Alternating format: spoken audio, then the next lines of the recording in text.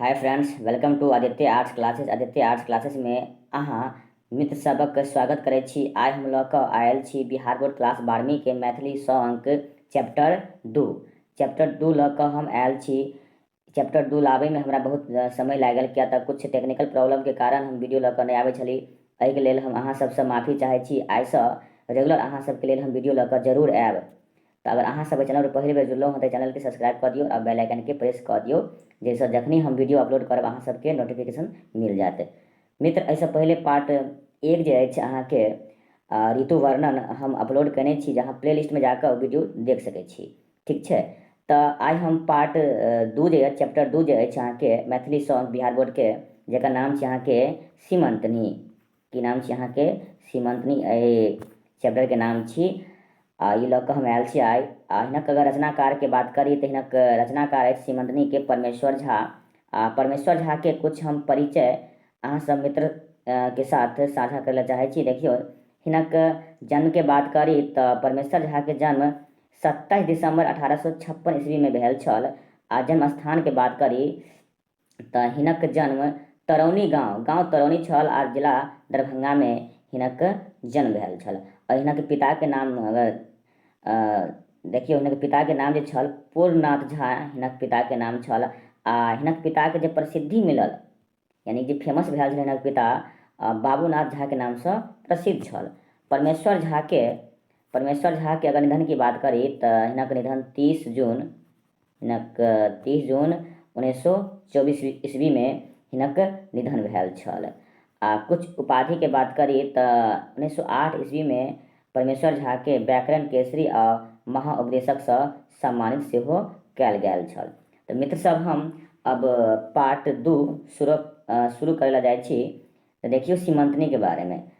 तो भारत वर्षक अंतर्गत आर्यावर्तक स्थान से सनातक धर्मधारक दुर्जन शासक अनेको बेर यज्ञ करेला। यज्ञ करेला के बाद हिनका एक पुत्री होइ छै, जेकर नाम सीमंतनी रखल जाए छै। तो मित्र सब ध्यान से सुनियो। तो सीमंतनी जे छै कन अहाँके राजा के जे पुत्री होइ छै, यानी राजा के जे कन्या जे छी, हुनक नाम की रखल जाए छै? सीमंतनी। ठीक है, की रखल जाए छै? नाम सीमंतनी रखल जाए छै। कहै छै भारतवर्ष में चित्रवर्मा नामक राजा छला। हुनका विभिन्न गुण सँ मंडित कतेको पत्नी छलथिन। सब पत्नी सँ हुनका पुत्र रत्न प्राप्ति छलनि, मुदा एकटा कन्या रत्न इच्छा सेहो भेलनि। मुदा एकटा कन्या यानी कि पुत्री के इच्छा सेहो राजा चितवर्मा के छल। ठीक है, तो बहुत देवता पितर से आराधना कैला के बाद हुनका एकटा कन्या के जन्म लेलथिन। ठीक है, राजा चितवर्मा के देखियो कते 5-6 गो कन्या यानी कि पत्नी छले रहे। सब पत्नी सब गुणवान पुत्र सब छले रहे।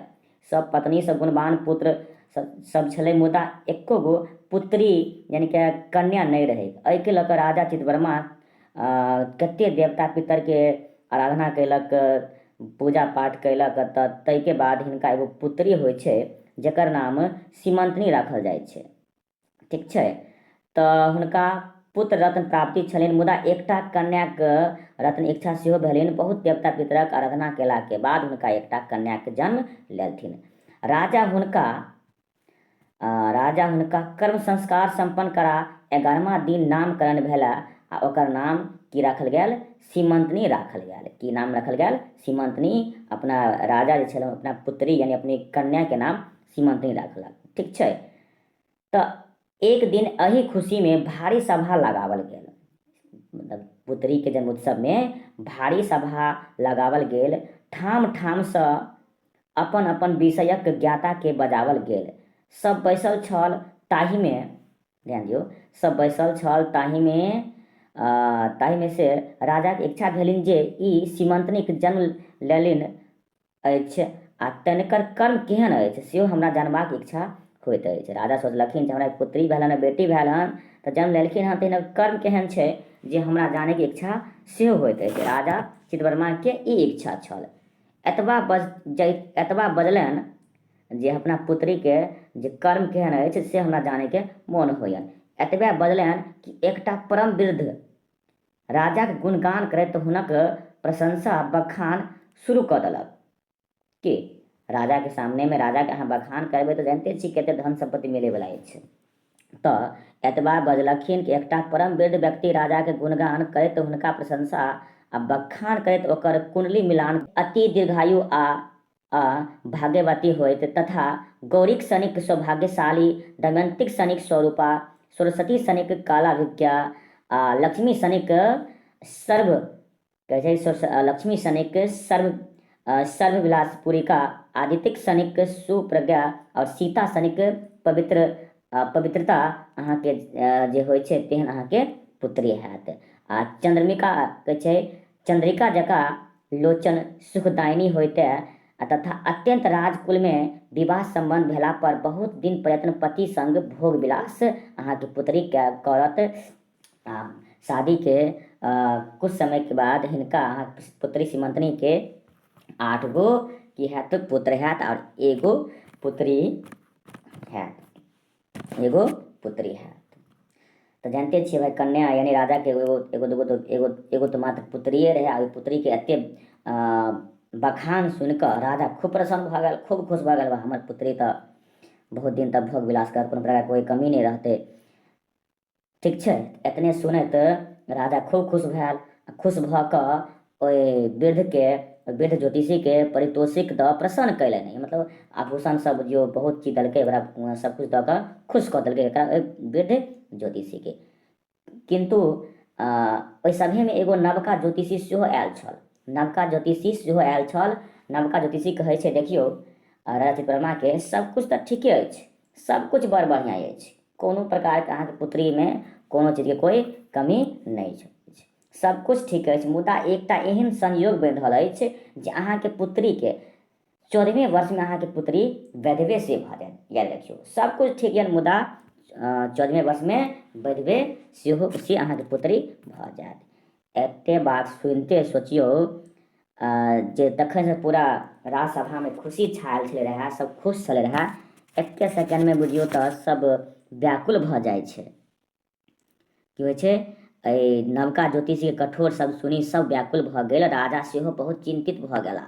पूरा सभा स्थल घोर चिंता में डूब गेल। धीरे धीरे बात रानी निवास तक पहुँच गेल। ओते सब व्याकुल भऽ गेल, रानी सब सेहो व्याकुल भऽ गेल। आ सब नाना तरह के गप बाजा लगला जे ई की भऽ गेल, एगो पुत्री भेलै आ सेहो 14वें वर्ष में वैधवे भऽ जायत। ठीक छै, मुदा ओहिठमा एकटा जे छलै रहै बूढ़ा देवान छल से कहै छै जे राजा महाराजा के पास में बहुत प्रकार के आबै छै कंद, सब जे बोलै छै जे से कहै छै सब सच थोड़े ने भऽ जाइ छै।